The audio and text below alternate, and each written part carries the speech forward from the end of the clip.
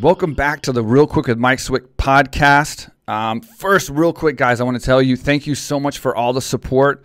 We rebooted the show back in April of 2020 and changed the format to the format that I think is the best format for the show, the one-on-one interviews. I love doing these. We've had great feedback from you guys. We've done like 76 episodes total since April.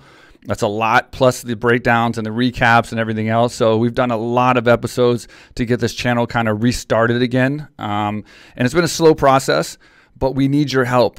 We are doing the timestamps, which we know you appreciate, but the timestamps do hurt us on YouTube. The algorithm looks at retention of the videos, and a lot of you guys go in and look at your favorite highlights, and so it basically tells YouTube that you're watching a shorter amount of the actual podcast than you are. So it's not recommending us to a lot of pages. So basically we're not getting that extra boost from YouTube to promote our channel. So it's a slower growth than we'd like, even though the comments are good and the guests are fantastic. But this is where we need you guys. We need you guys that are supporters of the podcast, that like the podcast, that appreciate the guests and the content that we provide to help us out. And I think there's going to be no problem with you guys doing it. You guys are amazing. But if you could just like the videos, comment on the videos, subscribe to the channel, tell your friends. These things can help us grow so much faster in 2021, and we can just blow away these figures of 2020. Like I said, since April, 76 episodes, we quadrupled our subscribers. So we did grow, but it's still a slower process, which if you look at our comments, people are like, how come this channel isn't bigger, and why aren't you growing faster? That's why. YouTube is kind of not on our side because of the structure of the timestamps and how we're doing these. But I'm not going to take those away. You guys appreciate them. A lot of you guys go on there and y'all want to go to specific topics that we talk about, and I think it's good that we allow that and can make it easier for you to do that and get what you want out of it. But for those of you that are diehard supporters of our podcast, this is a chance for you to come in and help us, and it's going to be so significant. Thank you guys so much. Today we have Uriah Hall on the show. Fantastic guest, somebody I'm a fan of, somebody who is riding a 3-fight win streak, huge win over Anderson Silva. He's got Chris Weidman coming up February 13th. I'm looking very forward to this conversation, so let's get it going. Uriah, welcome to the show, and great to finally have you on, buddy. Nice to be here, man. Thank you for having me. Yeah, it's been 3 months, but what a great victory you had against Anderson Silva. That must have been incredible, your hero. Oh, man, where do I even start with that? Yeah. Grew up watching the guy, idolizing him, and first initial thought was wanting to train with him, but, given the opportunity to fight him, it presented itself, and we took it and we just ran with it. So, yeah, I know you've talked about that probably so many times already, but it's just so incredible to me because he was the guy to fight when I was coming up, and he was fresh in the UFC. Yeah. He just beat Lieben. He beat Rich Franklin. I had just beat David Loiseau, so I basically got to the status to fight him, and then Travis Lutter won the TV show, so he jumped ahead of me. I took on Yushin Okami, got beat by Yushin Okami, lost my chance to fight Anderson, so it's always been like a regret. Though I will say, we didn't know Anderson Silva back then as we do now, so it was like we knew he was good. We knew he was a great striker. We knew he was, obviously fantastic, but we didn't know he was Anderson Silva at that time. So maybe it was a good thing I didn't fight him. Maybe it was a good thing that I kind of skipped that fight and dropped a well-fought decision to Ukami versus getting my face smashed in and not being able to do podcasts now. But knowing that you looked up to him the same way kind of I did, I'm sure you watched him, during my career at that same kind of time when he was taking over. Was it different training for someone like that, just knowing? Like, I remember when I was going to fight GSP also, when I was getting close to that fight, like, it was cool to me to know that a high-level fighter of that caliber, like GSP or an Anderson Silva, was training every day to fight me. Because, like, I've always been so insignificant to myself coming up and just kind of, enjoying each step and each level that I made. So to me, it's like just having a fighter like that, knowing that they're training every day to fight me, not even counting the fight itself, would be so incredible. How did that feel for you being in fight camp to fight such a legend like that, who obviously you said is your hero and somebody you looked up to? I mean, you said it perfectly. Just knowing that a guy like that is training for me, it was a little weird and exciting at the same time. But, I felt like his striking was close to mine. I mimicked him a lot. So even prior to even knowing too much about him, people would compare me to him and like, who's this Anderson Silva you're talking about? And I guess it's that fluidity that we both have of transition our style. So looking back now, the way we fought, I just remember that first round, you know, I didn't warm up properly because of COVID. The rules have changed so much in the back. It's crazy, the stuff they want you to do. It's like, am I here to fight or, you know? But we didn't warm up properly. So I felt like round 3, I started to get my groove. And we're both kind of strikers. So every time I would kind of touch his hand and, you know, we both were waiting for each other to see what to do. And I just watched him. I remember throwing a couple of jabs and I missed. And I was like, I know what that means. I know what he's doing. I know what he's trying to set up. So it was just playing it safely. I'm not too impressed with my performance. There was a shitload of emotion going into that fight. Even the night before I didn't sleep, I was just like, oh my God, this is actually really happening. And then when I saw him across the octagon, I'm like, oh my God, I'm actually in the octagon. And it was like, fuck, I'm actually fighting Anderson Silva. So those emotions start to slowly sway it away. Like, okay, he's your idol. You respect him. You look up. You have to put that down. Okay, he's like your dad. You don't want to hurt him. Okay, fuck it. You know, you got to do what you got to do. So much respect to him. I did an interview yesterday and they asked me, you know, with the win over Anderson Silva, was that like a part of that big accomplishment? You can look back and say, I did it. Hell yeah. And, you know, the fact that you're the last man to do it.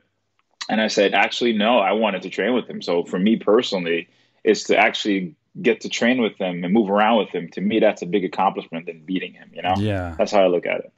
That's so awesome, man. That's so incredible. And obviously, you know, when you're fighting a guy like that, I mean, a lot of people say, okay, he's older, maybe he's a little bit out of his prime, whatever the case. But during that fight, man, he moved well. I mean, he's Anderson Silva. Like, I mean, you know what I mean? Like, there's no doubt about that. So he's always going to have that kind of mental edge, like no matter how bad or well, not bad, but how much he drops off as far as any level in his game whatsoever. He's always going to have that mental edge of being Anderson Silva. So you got to face that when you go in there. Like you said, you look across and you see a guy like that who's just smashed people, you know, everyone, you know, his whole career.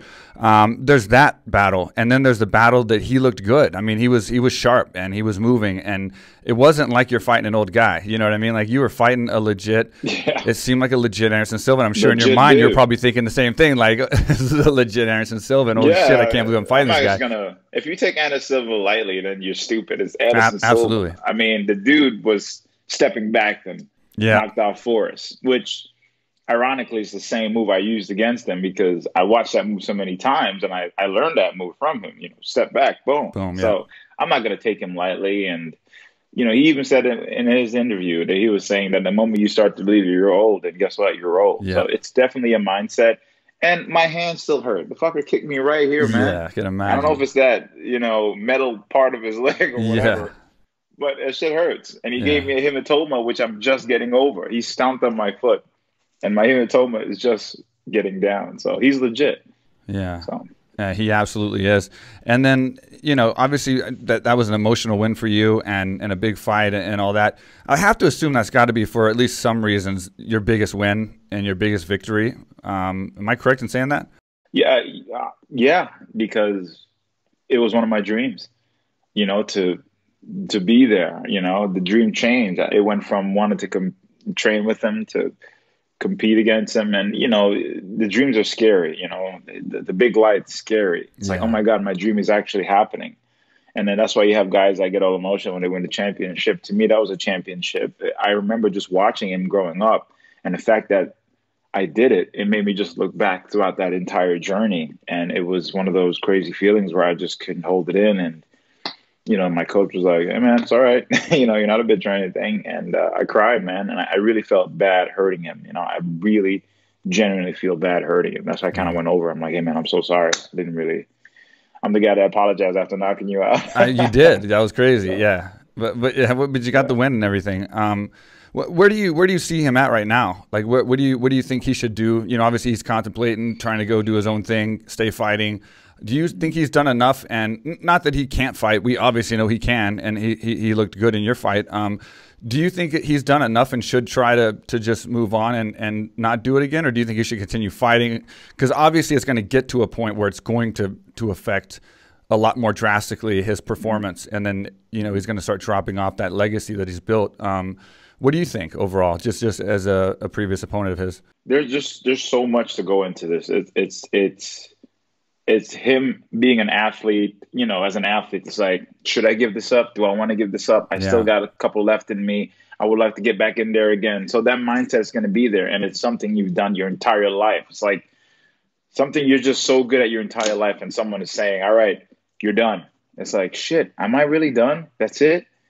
And, there's that factor. There's the fact that he can make more money going to other leagues, like, I don't know, Bellator or ONE FC, and he's a legend. He has a big name, so he can utilize that.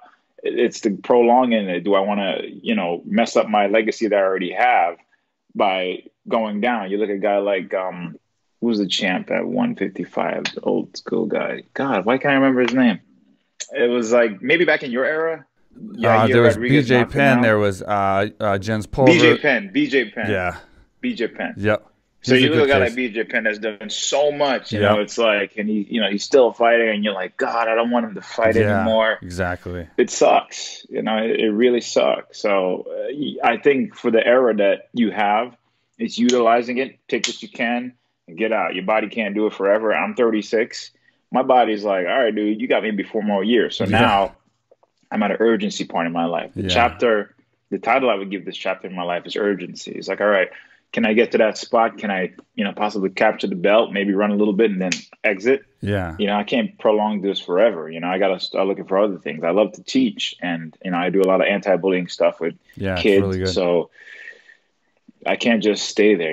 Each chapter is going to ask for a new version of you. So it's a chapter, but I feel like I started it. I have to finish it. Yeah.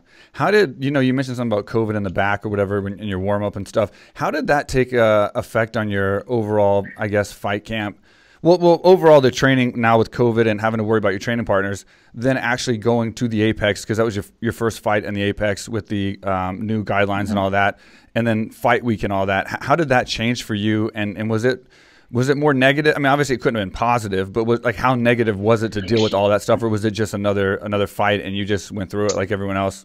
That's exactly what it was. Another fight, but here's the tough mindset, man. It's depressing. The hotel's depressing. Yeah. The whole quarantine thing, it's a depressing place, because I went there and I had to corner my buddy, and even I went there to fight, and I was like, Jesus Christ, I want to leave. It's so depressing there. Just that freaking hotel alone.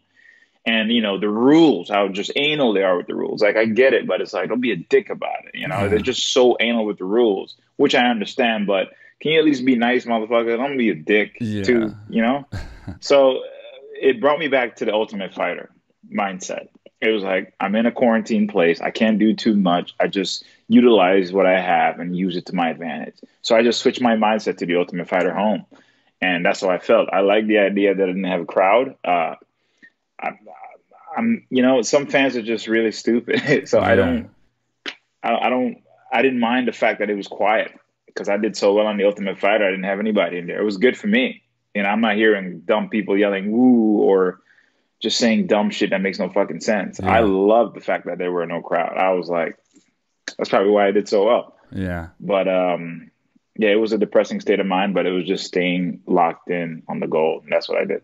Yeah. And I mean, the fans in the sport are amazing, but there are a lot of assholes that aren't fans, and that's the problem. The problem is there's no repercussion, so people can get away with stuff. But, some people forget that I'm from New York. I had a couple altercations with some people, man. I actually showed up. I'm like, what's up now? Oh, wow. You should see their face. And I'm like, man, I could lose my career right now for what I'll do to you, bro. You better watch what you say, So they forget, man. But, it's one of those where I have to check my ego. And, one of my best friends, she taught me that, it's like your thoughts. Your thoughts are just coming and going. You have no control. But what you can do is acknowledge them, know that they're there, and just kind of be like, all right, I'm out. Yeah. So I treat it like the same thing. It's like, all right, this person's there. That's their livelihood. That's their job. It comes from some type of loneliness or meaninglessness. So do I give it attention to take away from me, or do I probably give him a hug because he needs it? Or do I just focus on my goal, which is even more important? And that's the hard part, because as human beings, especially athletes, we're so sensitive. It's like, bitch, do you know what I have to go through to get here? And all of a sudden you're going to talk shit like, fuck you. You don't know me. But at the same time, it's like, all right, it's not necessary. So I'm learning from that to hold that energy in and give it where it needs to go. Yeah, and the thing is, and people don't realize is fighters are like everyone else, man. It's like, we have feelings too. And like, we're having the amount of stress you go through being a fighter and how you train every day and the mindset you have to have, because when you have a fight booked, just that alone is something people can't handle. Like say that the day you got told you were fighting Anderson Silva, your mental state changed from that point until the fight happened. Like you had to carry that pressure right then and there. Everything you did. Maybe you're making dinner, maybe you're watching TV, and then it hits you, you're fighting Anderson Silva. That's a lot of pressure, right? And people don't realize that. That in itself is crazy. Then you got to train. Then you miss a day because you're overtraining or something, and you feel guilty because you're not training enough that day, and he's training and he's going to beat you because you didn't train enough, or you have an injury that is nagging, or you whatever the case. So there's a lot of stuff that goes into being a fighter that's very tough. And then when you have guys nipping at you as well, that makes it so much harder. And now they have a voice with social media. They can actually get to you and sometimes, get these comments to where you actually have to read them and deal with it. And it's kind of a pain in the ass, but part of the sport, but still definitely another tough aspect of being a fighter and having thick skin and still having to go out there and perform. I will say though, for you haters out there that are watching this, there's a lot of guys probably like Uriah and myself that has had a lot of success off the backs of you guys that's talked a lot of shit, because there's nothing that motivates you more than guys talking shit. Like guys that are boosting you up all the time aren't the ones that fire you up when you get out there and how burn while you're trying to win these huge fights. It's those assholes that leave comments that actually fire you up and cause you to have usually a better career and get bigger wins. I know for me, like I had a chip on my shoulder coming off The Ultimate Fighter because they said we didn't deserve to be in the UFC, and they were just killing us. I had to get like 5 straight wins in UFC before anybody took me serious as a legitimate fighter. And speaking of that as well, we've had a guy, we had Koscheck back in the old days. A fan was talking so much shit online about Koscheck. He was like, why don't you come to the gym if you're going to talk shit? And this guy showed up and they sparred. They had like a match. They had a legitimate match at the gym with a fan.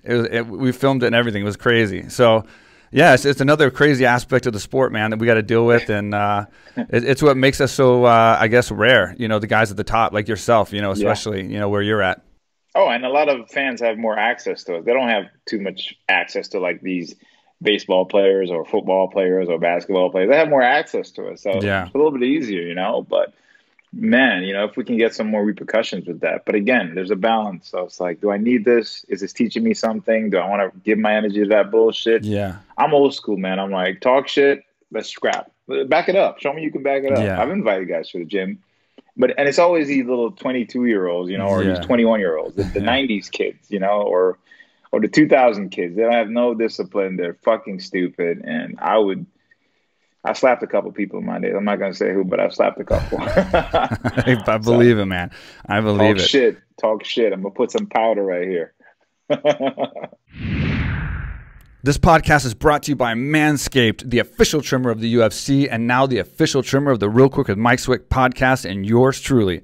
Precision engineered tools for your family jewels, and now you can save 20% and get free shipping by using code QUICK at checkout at manscaped.com, manscaped.com. And other good news, the products are now, all Manscaped products are now released in Europe, Canada, and Australia. So if you're in America, Europe, Canada, or Australia, you can use code QUICK at checkout and you can get 20% off, free shipping. Using the code also helps the channel and lets them know that we sent you. So that obviously helps us. You get 20% off. It's a win-win for everybody. So go to manscaped.com right now. Use code QUICK, save 20%, get free shipping, and get the best below-the-waist men's grooming products on the market. You have a huge fight coming up with Chris Weidman on February 13th, UFC 258. Yeah. That's a big fight. What's your take on that fight as far as where you think Chris Weidman is now? Obviously, he's coming off a win, I think, but he's had a few losses there. So do you see him as a lesser version that may not show up as his prime, or do you think he's a hungry guy trying to come back and he's going to try to use this fight to come back? And is there any effect of your early fight with him? This is a rematch, most people know, but from like 11 years ago, is there any effect of that at all, or is that just completely kind of out the window now? I mean, it was a chapter in my life. I was the guy to beat, just like Anderson Silva. He beat me. I got in my head because, I wish I could remember his name. This douchebag just kept saying, "Oh, he's a great wrestler." Yeah. And back then, I was just knocking everybody out because I didn't care. And it just got in my head. And I remember going in a fight, and I was worried about his wrestling, which I stuffed. And it happens, It took me a while to watch that video. It was an era. He got in my life to beat me, to get to where he is, to teach me something, to bring me to. It's crazy. That's how life works. So, looking back, it was a lesson that I needed. I went to a lot of wrestling schools to get that fear out of my head of wrestlers, because I'm like, dude, I'm a striker. Fighting is about striking, but MMA is dynamic. You never know what's going to happen. So, I don't want to be hugged forever. I want to punch you in the face. I like the articulateness behind it. Right. Unfortunately, some people like to hug. So looking at him now, he's probably not as hungry. It's probably his paycheck. Maybe he's utilizing this. He's probably saying, you know what, if I win, good. If I lose, I can probably take this leverage and go somewhere else and get paid more. You never know. We've seen his last fight. Some people say he doesn't look the same. Who knows? He probably could have been recovering from something, and it hindered his performance. So I really don't know. But I expect the best to show up, because I'm going to show up. And, yeah, I had COVID. I mean, I had to crawl out of hell. I'm still kind of crawling. So yeah. That's the coolness about the fight, man. It's that adversity, I'm ready to die. Like, I've heard the phrase before about dying, and I'm like, shit, I'm actually ready to die. Yeah. And I tell the referee every time they come backstage and they give over the rules, I said, listen, don't stop. Let me go out. Yeah, just let me go out. Or let me, so tap. Funny. That's it. Yeah, that's it. I was the same way as you, brother. I always told the ref, I said, don't stop this fucking fight. I've trained too hard. I will go out on my shield. Do not stop this fight.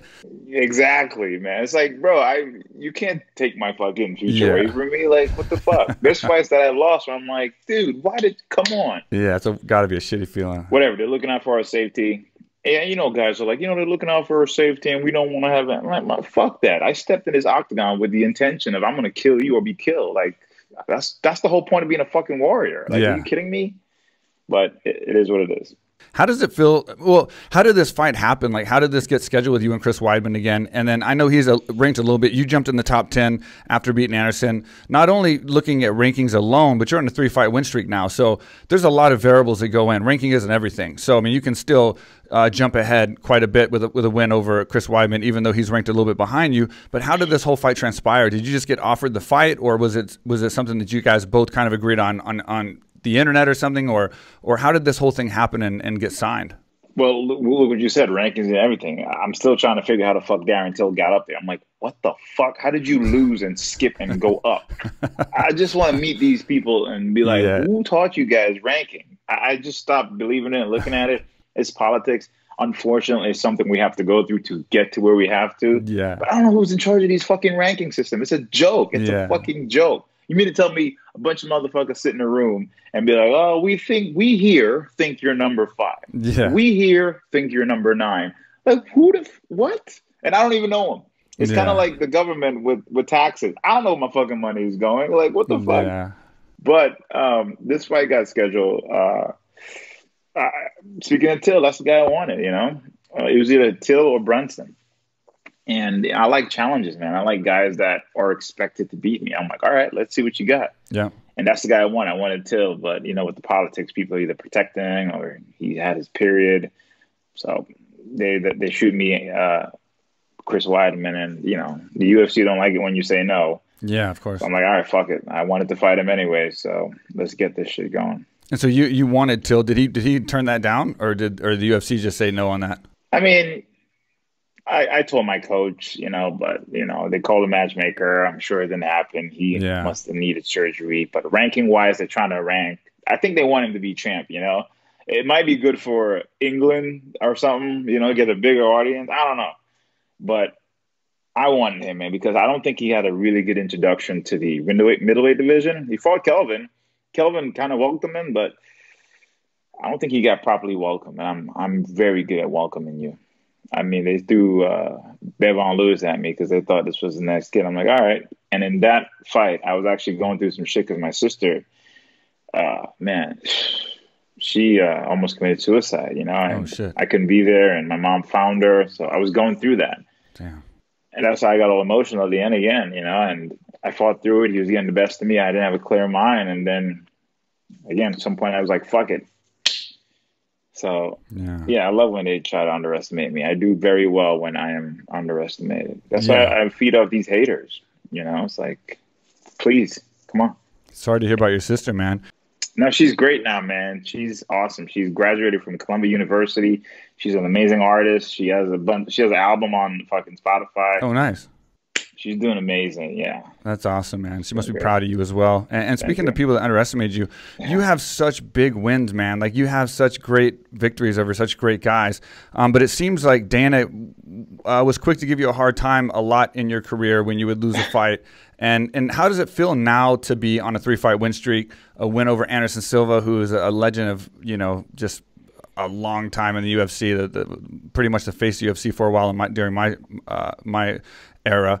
How does it feel to kind of get through that and show that you're just growing as a fighter and getting better and you know you're like everyone else and just had a couple stumbles? I can't do this yet for some reason. You know, I'm learning to do it and appreciate where I am right now, but I can't do this because this to me means I'm done. Right. And it's not done. You know, I had this, and, you know, I've heard critics where it's like, oh, he's in his head, blah, blah, blah. And for me, man, I've been through a lot outside the octagon. A lot of people don't realize that. And I had to take that with me. And sometimes it's not easy. And sometimes, you know, you don't have enough time to reassess yourself to get back in there. And most of those times I never had enough time. And there were times where I'm done. I'm done with this shit. I'm over it. But for some reason, I just can't quit because in the martial arts background that I was taught, we were taught to never quit no matter what. Right. It's to always chase our dream and achieve it. So that small little fire was like, nah, player, I'm not going out yet. So I kept that with me, readjusted myself. Somebody I was seeing invited me down here to Fortis MMA. And, you know, I'm good with structure. And I met Saif, we talked, the strength and conditioning coach. I fell in love with it because, man, the training that we do for my body and how old I am, he's just so on point and so smart with it. So we've utilized a lot of that and fixing injuries and old injuries and improving certain things. And the phrase I use is I feel like Benjamin Button.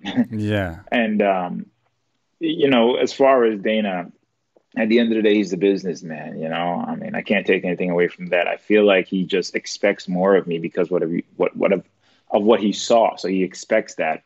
And I was struggling with that because I was living up to these expectations. I just felt like I was being fed, you know, and I didn't have that proper, whether it's structure, guidance. I remember when I just got off The Ultimate Fighter, my own team was trying to use me, you know, make these documentaries, just use me, wanted me to sign a contract that gave them 33 3/3%. I'm not that great at math, but why don't you just take half, you know, and nothing was specified. And I just remember people just using me. So I felt lost, you know, taking fights that I shouldn't take because UFC don't like it when you say no, being pressured.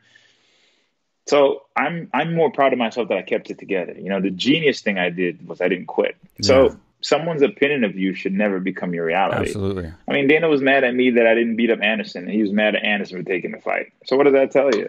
It's none of my fucking problem. He's entitled to have his own opinion. I don't hate him. He's a businessman, and he's there to make money. He's there to make money.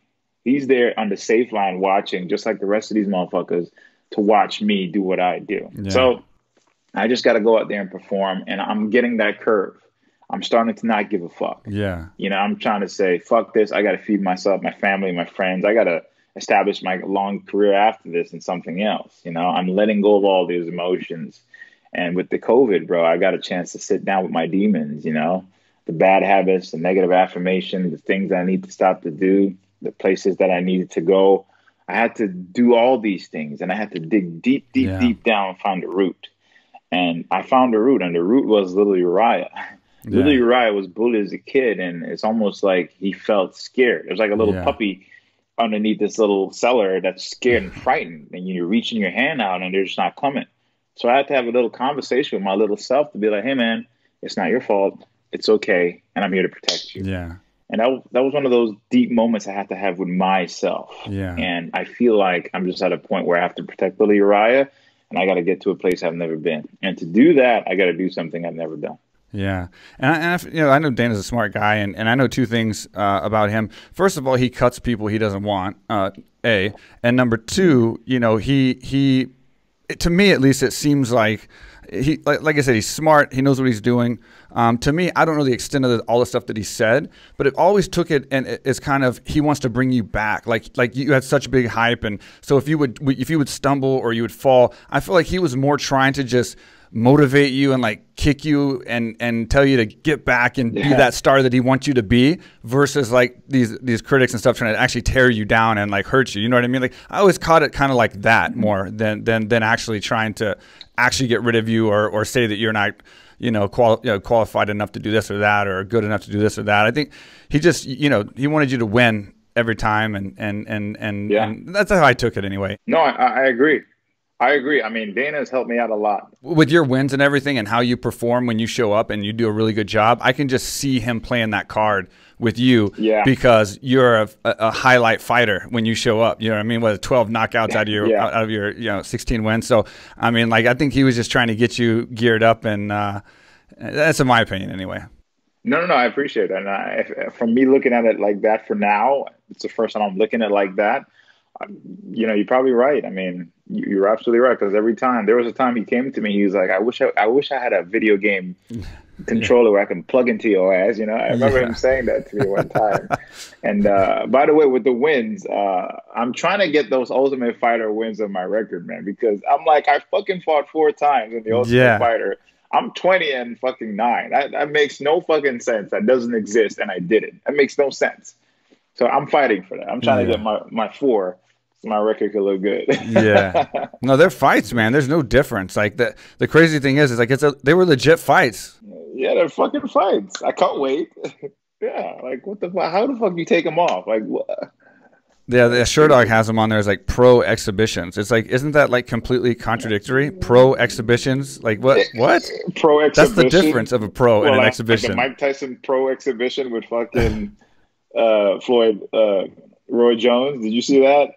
Exhibition? Ain't no fucking exhibition. But your fights didn't have different rules. I mean, it was legitimate rules. It was UFC. They had to be sanctioned. Like, there was testing. There wasn't really like any other difference. And they got knocked the fuck out. Like, what the fuck are you talking about? Yeah, like, what?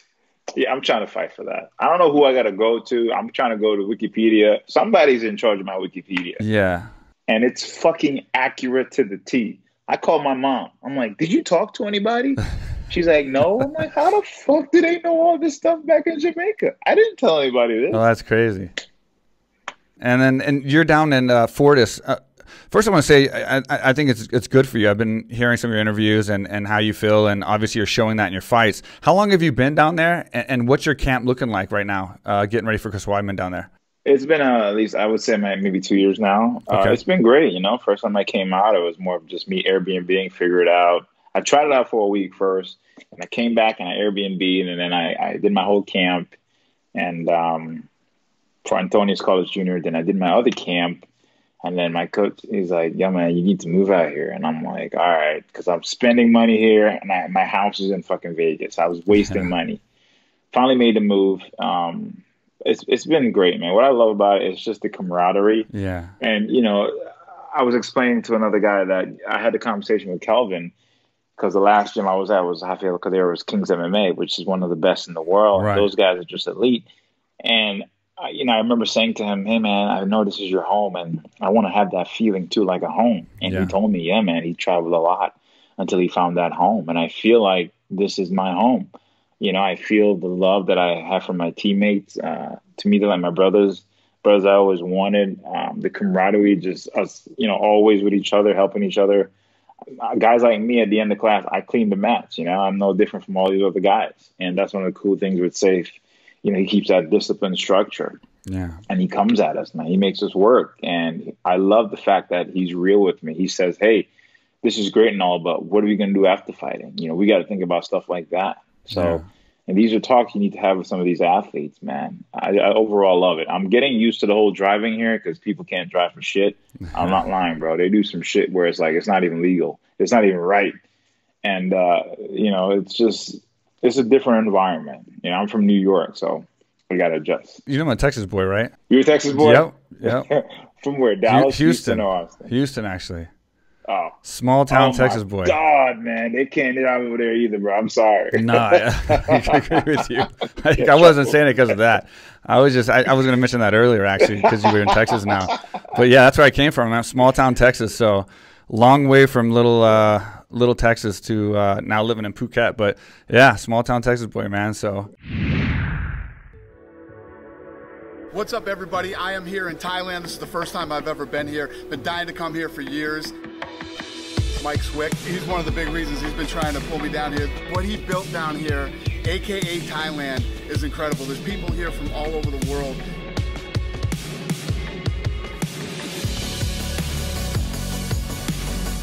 You can train mixed martial arts here, jiu-jitsu. They have weightlifting, they have cardio, and obviously they have Muay Thai, boxing, everything.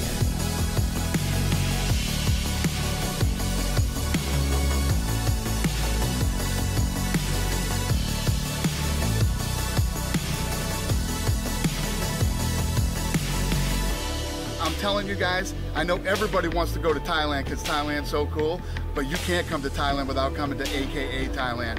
Come on.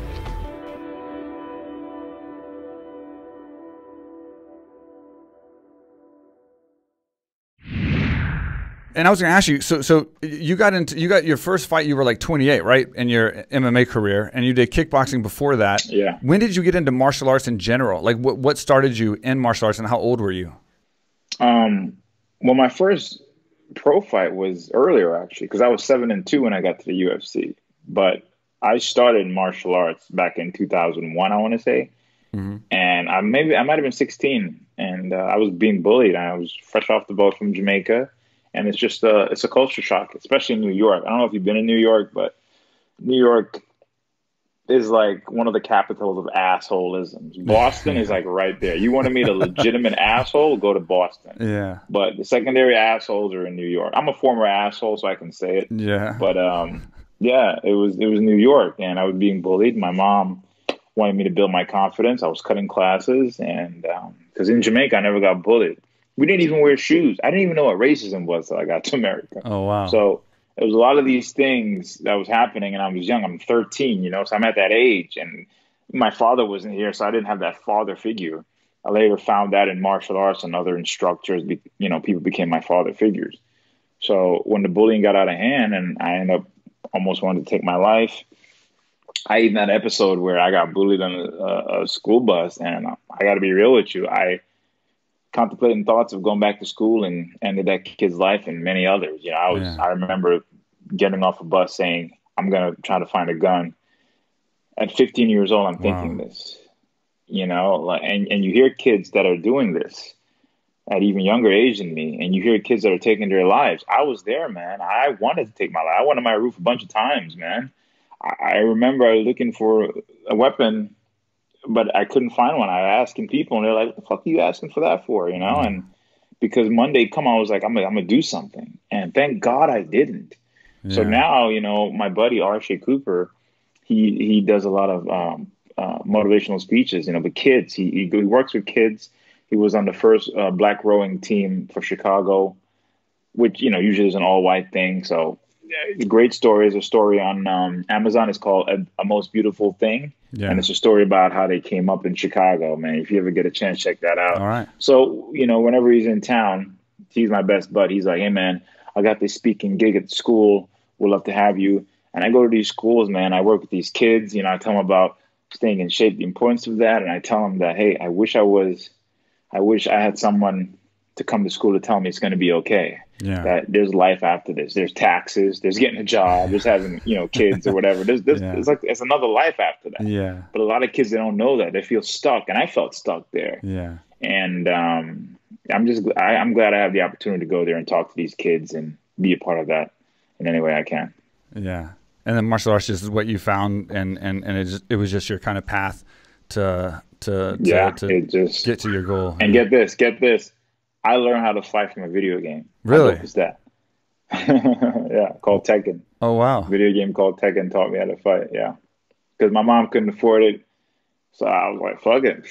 Teaching myself. You do some Tekken style moves sometimes, so I believe that. I'm not doubtful of that at all. Have you ever trained in Thailand? Have you ever made it over here to Thailand and trained, or no? No, man, that's definitely one of my dreams and bucket list, to always go to Thailand and to experience it, and of course to train the Muay Thai. But I never knew anyone. And again, my friend Spencer, he always said, dude, you know, if you go to Mike Swick's gym. And I'm like, oh, okay, cool. But I never got the chance. That's always one of my dreams that I wanted to do. So I might have to come check you out. You got an open invitation, man. Anytime you want, just hit me up. And not only can we train and get some sessions in, but I can show you the islands and Thailand, the culture, the people, the beaches, the animals, the lifestyle. I think you're going to really like it. So dope. Open invitation, dude, for sure. Dope, absolutely. So I got to ask you, you were on The Ultimate Fighter, and then you got in the UFC, became a big star. What is a celebrity moment that you remember? I know you probably had a ton, but what is a celebrity moment that you remember that was really cool, that would never have happened had you not gotten the UFC and became a star in fighting, that you were just like, wow, this is pretty damn cool? Well, I have a bunch of highlights, but I would say one of the highlights I have was Chris Pratt, who's Star-Lord. Yeah. We're at this gym in LA, and he walks in, and I was working out with my buddy or whatever. And then a bunch of celebrities go there. I met The Rock there. I met Abby Cornish, a bunch of other. Anyways, he walked in, and apparently he was supposed to train, and the mat was here, and he was passing this way. And he looked over, and he was like, "Is that Uriah motherfucking Hall?" And I was like, holy shit, it's and my buddy's like, Chris Pratt, motherfucker. I was like, Chris Pratt. I mean, I know him, you know. Yeah. I almost called him Star-Lord. But that was definitely one of the moments that stuck out. Of course, when I first got out, and I remember I went to Ronda Rousey's first fight, I think, and we were at the arena. I think it was the Honor Center in Los Angeles. And I remember leaving, and somebody was like, hey, look, it's Uriah Hall. And when I looked, I saw almost the whole arena chasing me. Nice. And I remember running to the car, and I looked back, and I'm telling you, man, everybody was chasing me. And I was like, shit. And we got in the car, and people were on the window, and I'm like, I'm nobody. I did a fucking kick. That, and another moment was in Curitiba, Brazil, when I was supposed to first fight Anderson Silva. Let me tell you something. I never felt so famous in my life. Yeah. When I say even a 4-year-old know who I was, yeah. A fucking 4-year-old know who I was. Everywhere I went in Brazil, and I mean everywhere, they treated me like I was a king. Yeah. I was in awe. I was in shock. I couldn't believe how many people know who I was in Curitiba, Brazil. That was probably one of the up there with me. Yeah. Those are the ones I can think about. That's awesome, man. Yeah, that in Brazil. The Brazil fans are amazing. Just real quick, what do you do outside of fighting, man? Like, what do you do to spend your time? Like, as far as like, what do you do for fun? TV shows? Like, what is it that Uriah Hall does that kind of gets his mind off training camp? Well, regular things. To be honest, I barely watch the fights anymore. I forgot there's a fight tomorrow. I even forgot there's a fight next week. I feel like the UFC is kind of losing the touch with the whole that you know when you wait for something and it's coming. Yeah, it's like a fight every fucking weekend. I'm like, I ain't watching this shit. Like, who's fighting? Who's this person?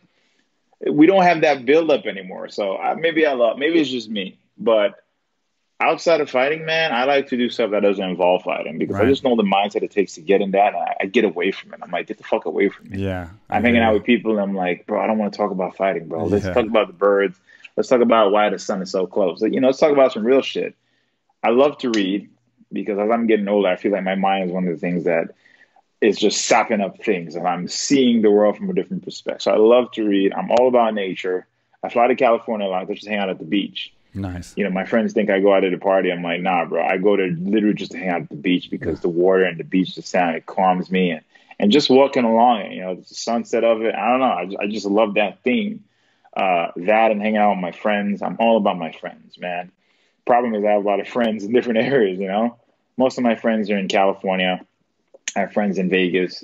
My family's in New York. So if I'm not doing all those things, I'm usually traveling and just seeing my friends and my family because I feel isolated and dedicated so much. I don't see anything. My phone goes off so many times. It was taking me forever to get back to you, because it was like shit I had to do. So when I'm done with all this, man, I just do regular stuff just to feel normal again. In fact, I wanted to get a regular job. because I just wanted to feel normal again. I was like, Yeah. let me just kind of, interact with people and feel normal again. Because if I get too caught up in it, I get lost in it. I didn't want that to happen. Yeah. So, but I want to definitely get into the showbiz, man. I love Anchor. I would love to get into that. Yeah. Get into showbiz? Yeah, I want. I did a couple movies. That'd be cool, and man. It was cool. I was like, wait a Yeah. minute, I can get punched, and not get hurt, Yeah. and get paid. Yeah, I'm good. Let's do this, Dude, I did a movie before, but I didn't have a chance to really live in LA and be around that, but that was always my dream, to get into martial arts and then move into film like Chuck Norris. You know what I mean? That was the ultimate dream of mine. Yeah. Then I moved to Thailand to do business, which I don't regret at all. I love business, but then that took me away from that kind of thing. But I hate watching fight movies, and I hate watching fight stuff because it's always, to me, so far-fetched. But I just got into this Kingdom on Netflix with Frank Grillo and Joe Jonas. And all that. Is it good? It's really good, man, because it's gritty and it's real. And I think you'd appreciate it when you watch it, because it's not this sensational, the guys don't ever train and they just show up and fight and win all the time. Channing Tatum in the movie he was doing, I love Channing Tatum too, but he was in the movie and he's running through, subways and never showing a training scene whatsoever. And then he's winning his fights, so stuff like that kind of throws me off. But this Kingdom on Netflix, man, check it out, dude, because it is legitimately really good, because it shows the gritty side of being a fighter, not just the sensational side. So it's it kind of shows what we really went through as fighters, and it's actually really good. So just a recommendation from you on that. Yeah, I'm gonna do that. I just finished The Mandalorian, and they're like, "Yo, get on Breaking Bad." So I'm like, all right, I need some shows, but yeah, I'll do that. Yeah, and last off the wall question, just because people really love hearing these things about people like you they follow and are fans of. What is one thing that people don't know about Uriah Hall? What would be something that would kind of surprise people that they don't know? I know you've done a million interviews, so this might be hard. No, this is a good question. At least not a lot of people. I know, like I said, you've probably done a lot of interviews, but yeah. That would surprise people. Yeah, that I enjoy watching. I enjoy watching figure skating. Oh, really? Yeah. Okay. Right? I wouldn't have guessed that, but that's cool. Yeah. I enjoy watching figure skating because it's very articulate. Yeah. And, I'm very crafty, and I love the elegance behind it. I'm a perfectionist. So when I see art, I appreciate it. And that's art. I mean, the margin of error on that fucking figure skating, you got to be perfect. It is crazy. It's next to perfect. So I love the articulateness behind, the whole dynamic theme of it, the dance, the movement, the triple axel, whatever it is. I love watching it because it's graceful, and I enjoy it. I assume you watched I, Tonya, and I just happened to watch that within maybe a month ago. Did not watch it yet. Oh, you haven't watched it? Did not watch it yet. Well, you got to watch that. I haven't watched it yet. Okay. That's a good one. I wanted, this is what happened. I wanted to kind of, I see bits and pieces of the story. Yeah. So I wanted to understand the story first. I wanted to do my research. Then I wanted to watch it. That's why I delayed myself to watch I, Tonya. Yeah. Well, yeah, you got to watch that. I really want to know the real story. Yeah, because I'm not a huge fan of figure skating. And not that I'm not a huge fan of it, but I haven't watched a lot of it. But that was a great movie. So I'm sure you're going to like that one for sure. Okay, definitely. And she was good too, man. Wasn't she the first to do that triple axel thing? Or, yeah, the 360 triple axel. Yeah, and she did a lot. And this movie takes a different perspective, which is interesting, because when you hear the headlines of the whole thing of what happened, everything I knew from the news and the media about what happened and how it went down and who did it and all this kind of stuff, this movie changes all that. It takes a whole different perspective that's from Tanya's perspective, and it kind of changes, it changed my whole take on the whole thing. And it's really good. I mean, really? Margot Robbie does a great job. So just a recommendation for me. I think you'd enjoy it. All right, you gave me two, Kingdom and fucking I, Tonya. I'm on it. That's going to get you through this next fight, man. Get your mind off everything. I'm on it. And lastly, man, I got to ask you, I like to ask guys this, especially, you're in your prime, you're still fighting good. But, when I was in your position, I was working on other things in business and trying to at least think about my post-career. Are you working on anything right now? And what would you ideally be doing in 10 to 15 years from now after fighting? Where's your passion going to be, or where's your passion at after fighting? That's a great question. My passion changed over the course, but the one thing that I've learned that I'm so good at naturally, and doesn't matter where I am, I'm good at interacting. Yeah. And whether it's, you know, inspiring or lessons. I mean, my friends are always coming to me for feedback for lessons. My girlfriends, I have friends that are girls. Yeah. You know, they always come to me for like advice, guide advice. I'm always giving advice. I remember my friends like, how come you're not charging people for this? And I'm like, are you supposed to charge people for this? These are my friends. Why am I charging my friends? But, you know, I'm great at giving advice. I'm good at being a spokesperson. Nice. I'm good on the stage. I've been an instructor for years. I used to teach 3 and 4 year olds, 3, 4, 5, 6, 7, up to like maybe 8. Now these are kids, little guys, and I would have like 60 of them on the mat by myself. So, and I would have them all lined up. You know, I was a sensei, and I didn't have to yell at them. I taught them how to punch. You know, I went down the line. I played a game. I'm great with kids. So anything that involved that, you know, my coach was like, you know, if you want to open a gym, I'm down for it. I have a bunch of people who want to invest in me to open a gym. Of course, they will do everything, but you know, I probably won't do that, man. I want to do it myself, but I have a lot of that. But I love to interact with kids. I would definitely want to work with kids. If the movie opportunity comes, I'm all about it. That'd be awesome. I wouldn't want to just do fighting. I think I'm good at drama too. You know, I want to get in some feelings out there. You know, but I'm looking in that field. Anchor, I've tried to get into that, but there's so many politics. They called me in to do it one time in Sweden. I blew them all away, apparently, and they were like, shit, we didn't know you had skills. I'm like, yeah, I didn't know either, but I'm good on the spot. Nice. If you just put me in a room and be like, here's a mic, talk about this, I'm good. Nice. But if I study, I'll fuck up. Yeah. So anything that involves the entertainment realm or even, you know, being a spokesperson, I can see myself doing. Nice. That's awesome, man. And we always just say at AK, winning fixes everything and solves everything. I think you're just going to keep getting more and more opportunities. And it sounds like you're a smart guy that's going to take advantage of whatever you can. And man, I'm a big fan of yours. Always have been. Always wanted you on the show. We finally got it scheduled. So I want to say good luck to you on February 13th against Chris Weidman. I know it's going to be a big win for you. Hopefully, if everything goes as planned, I'll be rooting you on and watching the fight. And thanks for taking the time out, man. I know you're in your fight camp right now and you're very busy, and I appreciate you coming on and giving us so much of your time and actually having this finally happen, man. I enjoyed the hell out of this podcast. Well, I wanted to say that I'm a huge fan, and this is an honorable moment for me. I wasn't fanboying or anything. Thank you, man. The season 1, or your season basically, was the only season I ever watched. Nice. That got me inspired. Season 1. So I watched you, you know, in your career when I was coming up in my career, and I watched all of you guys, but that was the only season I've ever watched. So of course, when I saw you wanted to do an interview, I was honored.